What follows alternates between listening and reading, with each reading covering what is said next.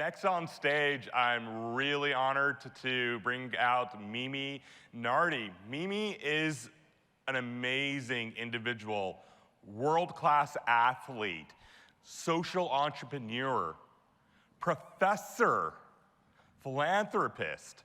So please join me in welcoming on stage, Mimi.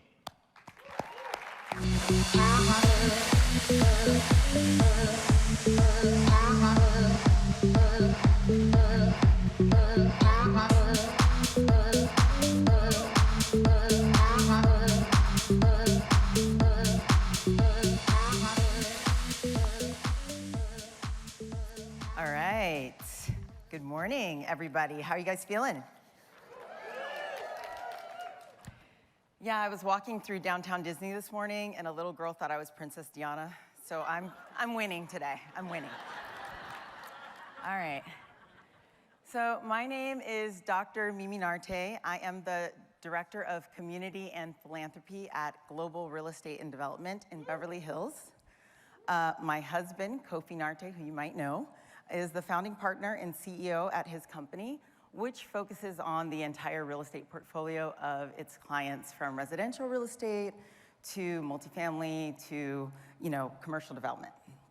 At this point in the conference, we're winding down, but you've heard some really amazing information on business building, from Alex Wang's presentation on how to incorporate renovation assistance, to Donnie Pingaro's presentation on building a high-quality referral pipeline, to the panel that Kofi, wherever he is, was on yesterday on, capitalizing on the brand that you've already built, to this amazing presentation by Sharon right now on social media and how to leverage your social media platforms.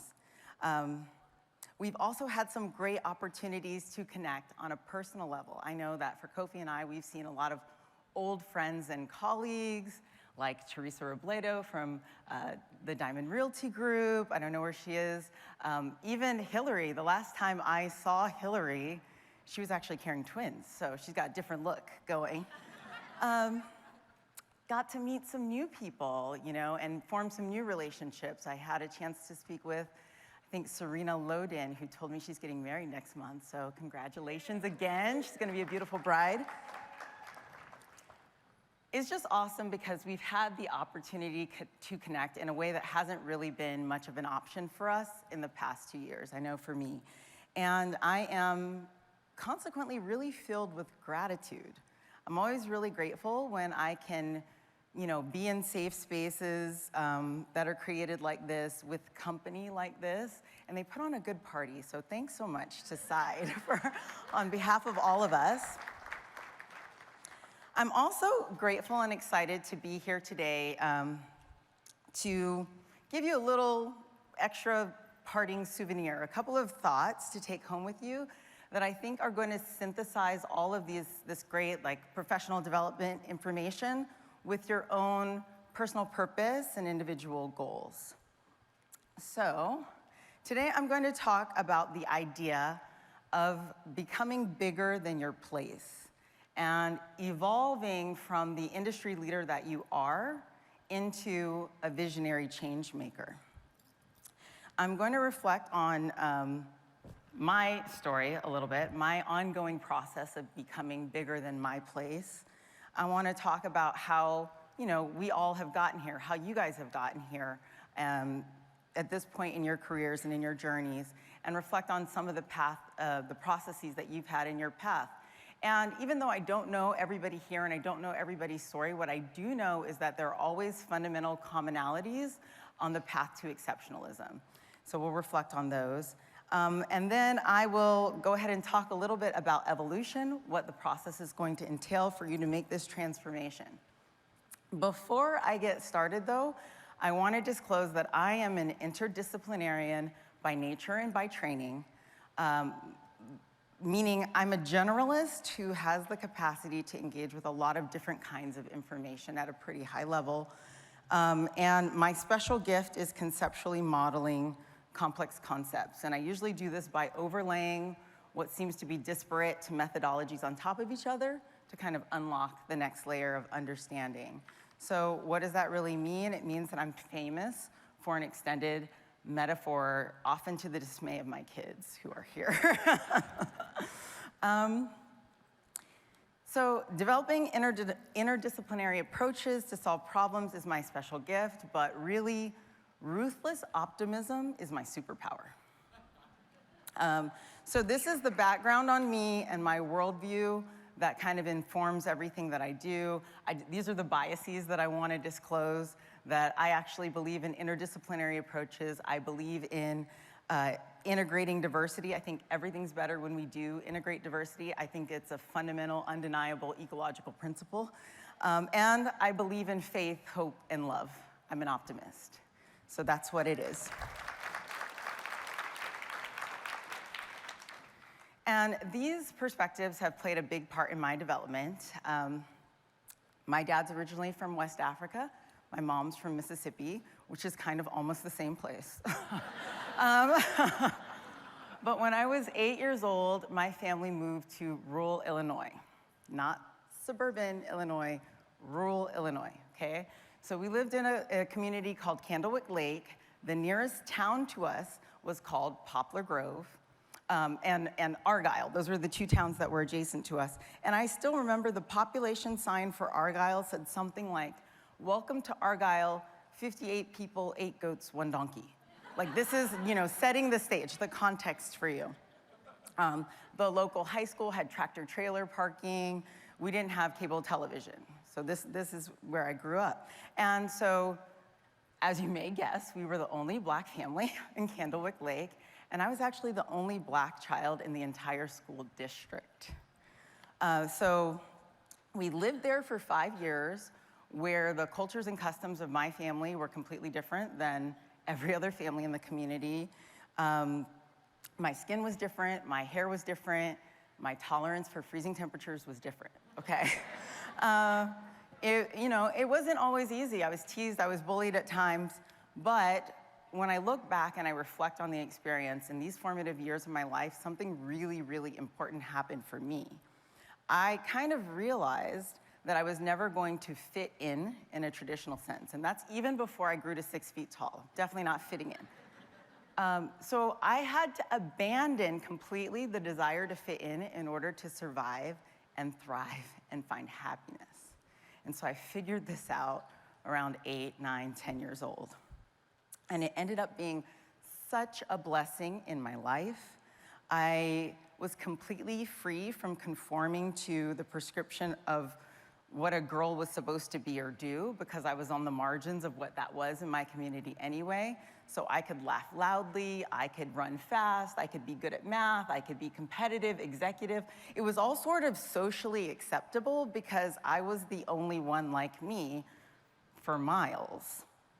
And I'll tell you this, the time that you would think I was the most marginalized in my life was actually the time that I had the most privilege. Because to have privilege means to have a special advantage, or to have a special right, or to have immunity granted to a particular person. And I was immune from the social norms. And I tell you, the perception of immunity from social norms radicalizes the way you carry yourself in the world. So, very early on in my life, I started to develop the notion that I could be whatever I wanted to be. That there was no limitation on what I could accomplish despite any kind of social messaging to the contrary. At 15 years old, I became the youngest member of the Ghanaian women's national soccer team. I was admitted to Columbia University at 16 years old, and I became the first Ivy League graduate to compete in the FIFA Women's World Cup.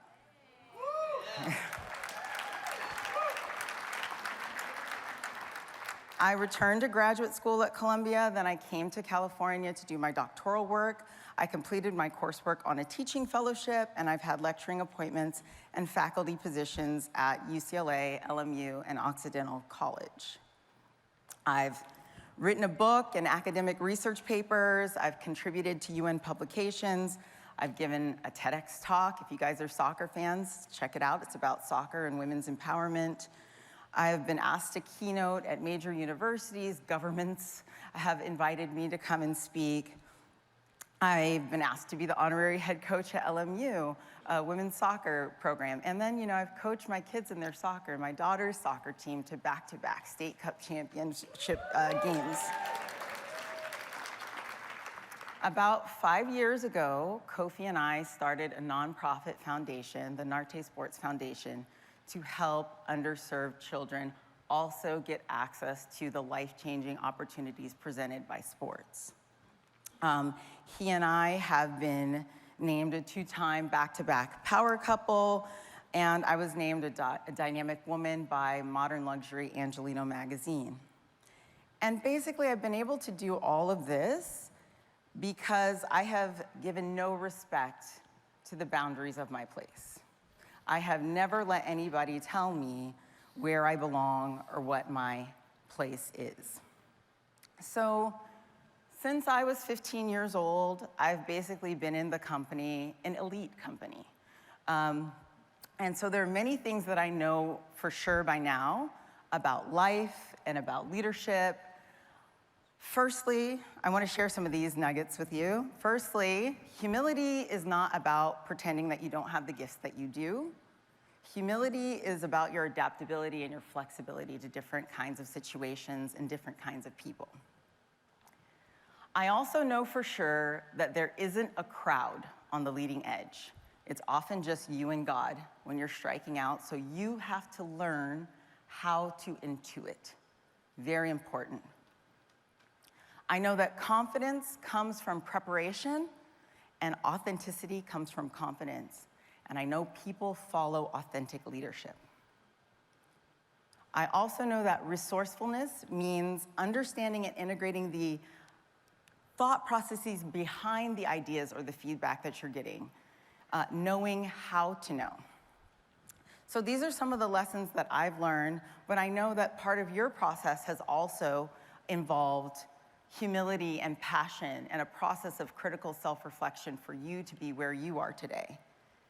Consistently doing things in a certain way.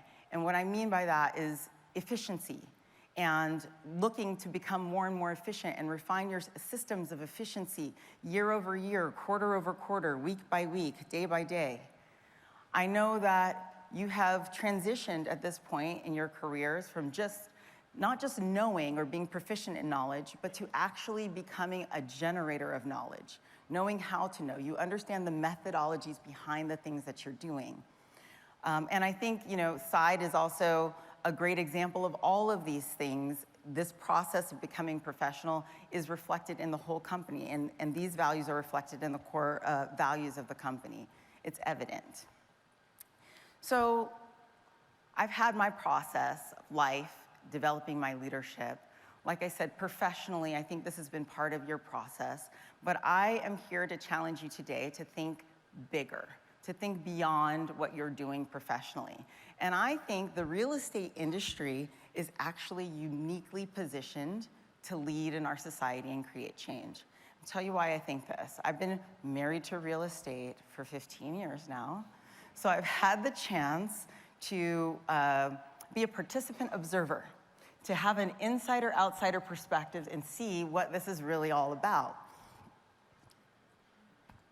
Watching my husband, what I know about you guys is that you have been developing your empathy and your compassionate leadership for years, as you've been supporting individuals who are transitioning at really important times in their lives.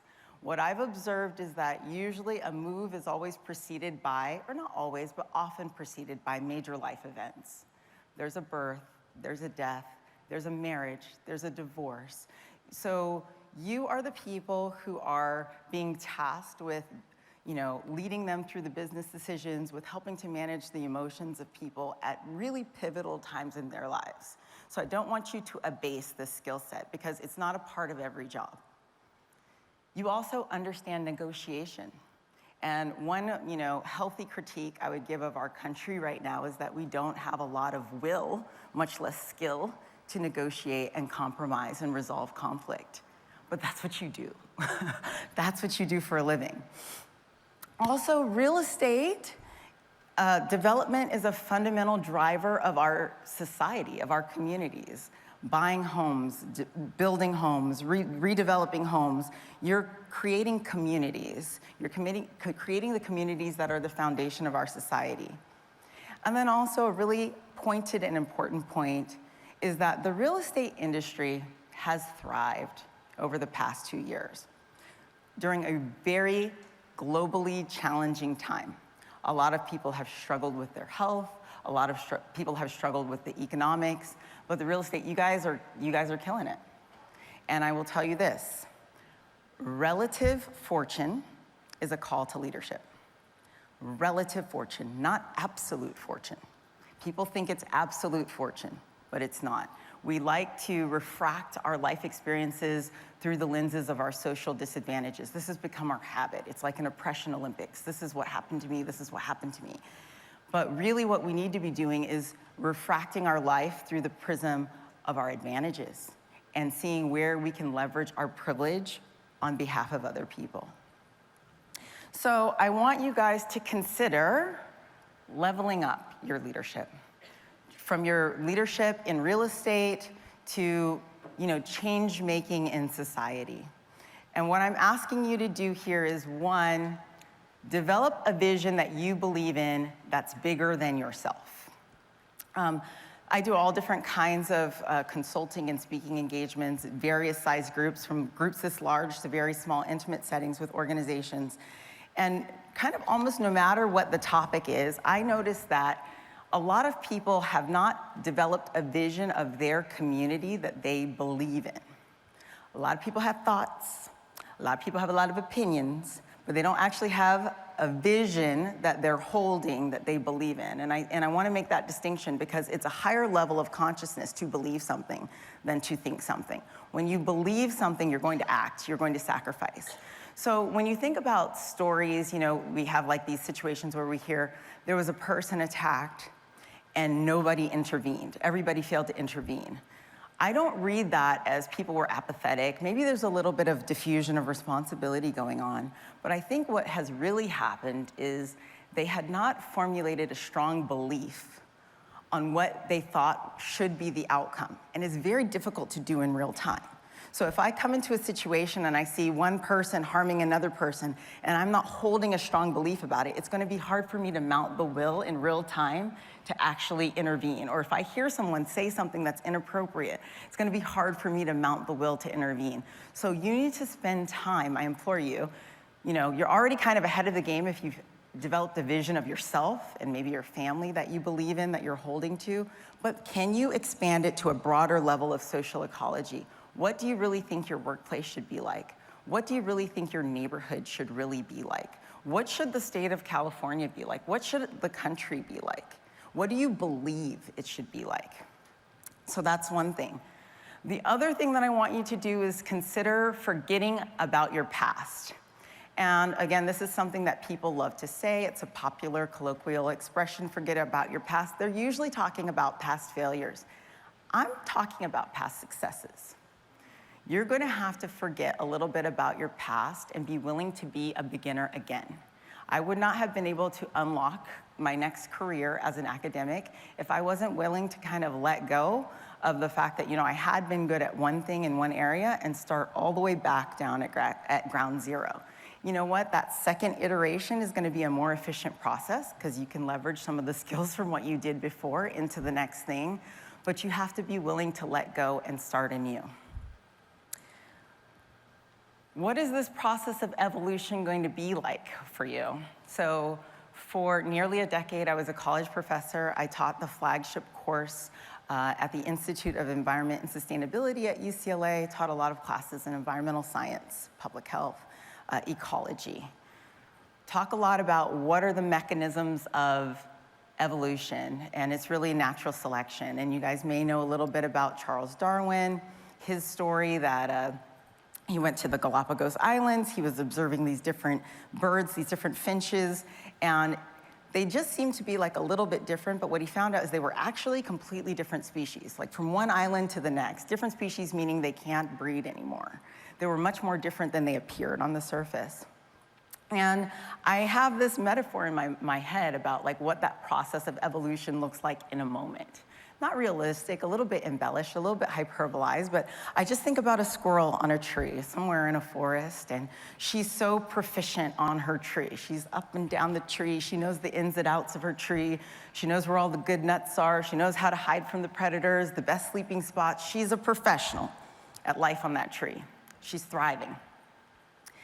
One day, somehow, she develops the ambition. She looks up and she sees another tree. And she has a moment of thought.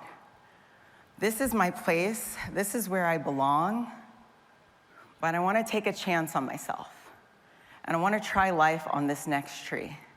And even though I don't know what the consequences are going to be or what the outcome's going to be on the next tree, I believe that the skills that I have and the passion that I have are enough for me to survive and eventually thrive in that next place.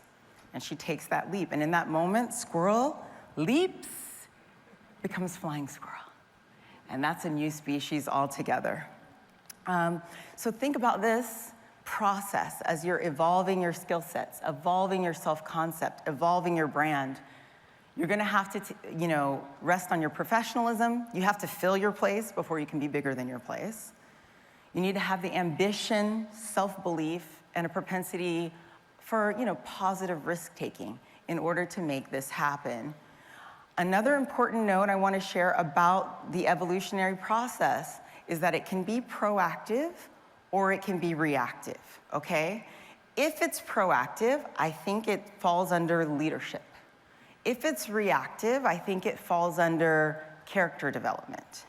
So your environment could change and cause you to have to develop a new set of skills. I think that's more character building. But if you are able to find the will, unprompted, to be bigger than your place, then that's leadership.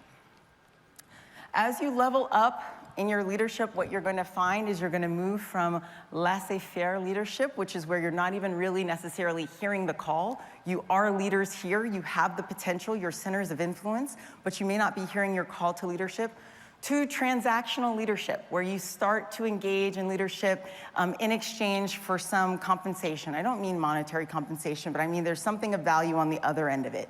You might volunteer because it's your kid's soccer team. There's some sort of exchange there that's happening.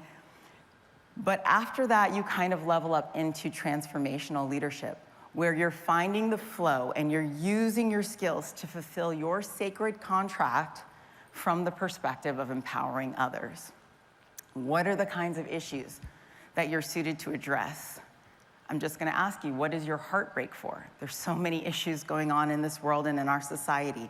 Empowerment issues, equity, inclusion, acceptance, environmental conservation, education access, resource access, healthcare access, well-being, mental health, animal rights.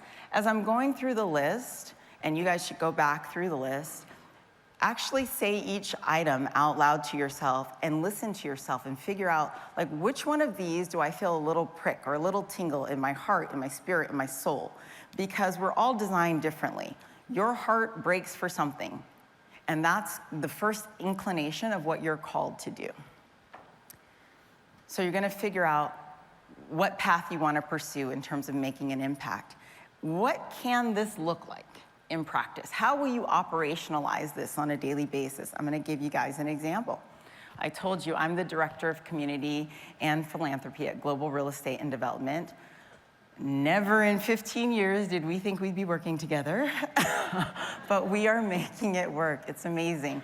I have always been the executive director of our sports foundation, which has always been the charitable giving arm of my husband's real estate business. So as he transacts, a donation is made, and we've been able to support some amazing projects. For 5 years, we've supported a ballet intervention that helps girls in juvenile halls in LA County who've been victims of sex trafficking. Last year, we were able to help build a volleyball court for the State School for the Deaf in Ghana. Last year, or 2 years ago, we were able to give our first partial collegiate scholarship to a girl from Compton who will be the first African-American to join the rodeo program at Fresno State. So we've had some amazing, thank you. We've had some amazing opportunities, and I'm telling you, I don't have a 7-figure budget yet. So a little bit of good intention, positive intention can go really, really far. I also do a lot of environmental consulting around the real estate development projects that the company is taking on locally and globally.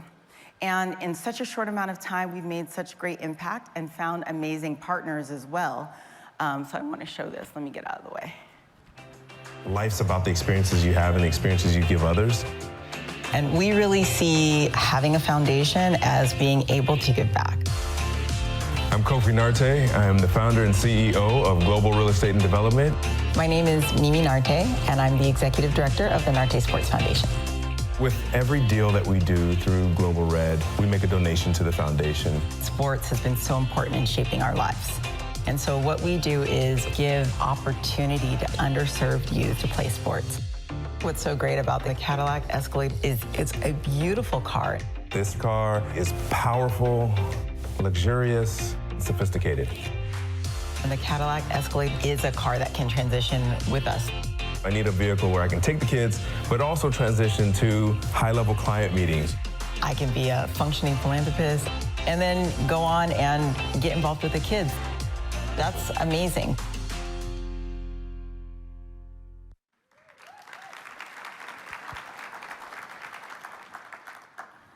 So again, amazing how we've been able to have brand partners like Cadillac in such a short amount of time. Oops. All right, yeah. All right, so just another tidbit or piece of advice as you embark on this journey. I really want to implore you to lock arms with the right partners. It's fortunate for me that, in this situation, Kofi and I were the right partners, not just, life partners, but partners to collaborate on this kind of philanthropy and give back. But you need to work on creating your mastermind group for change. I know most of you probably have mastermind groups around your business development, but just ask yourself, who do you admire who's in a different industry or has a different specialization? Because I'm looking for the synergies that come from that interdisciplinary overlap. Who has a skill set that you're looking to develop? Or really importantly, who has the life experiences that they can share with you to improve your understanding of the issues that you want to impact? Quick recap. I want you to take control of the narrative of where you belong. Sure, you belong at the top of the real estate industry, but I'm going to challenge you to think about that. I think you have another place, a bigger place of belonging. Humility, intuition, preparation, confidence, authenticity, and resourcefulness are the key elements of success and leadership. Relative fortune, not absolute fortune, is your call to leadership. Evolution takes professionalism, ambition, self-belief, and risk-taking. I want you to work on developing and holding that vision that's bigger than you. And I want you to challenge yourself to grow into your transformational leadership.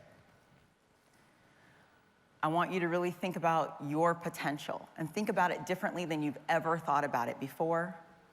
Keep your mind open to the interdisciplinary strategies and approaches that might come towards you. Start brainstorming, and I encourage people to meditate. Give yourself that quiet time to think through, on a daily basis, if possible, so that you can, get your divine inspiration. I want you to think about what your sacred contract might be. We all have what we're doing, but what are you here to do? What are the spiritual responsibilities that you think are part of your lifetime on this earth? And then keep in mind, too, that that's a contract that can be renewed. So what I mean by that is sometimes you have some sort of, what I'm going to call a spiritual obligation, but once you fulfill that to some extent, the terms of that contract can be renegotiated. You can find new paths and new processes and request different kinds of divine compensation. So I'll leave you with this quote. Charles Darwin: "It's not the strongest of species that survives, nor the most intelligent that survives. It's the one that's most adaptable to change." So I'm just here to challenge you to be proactive in your adaptation because the world needs you. Thank you.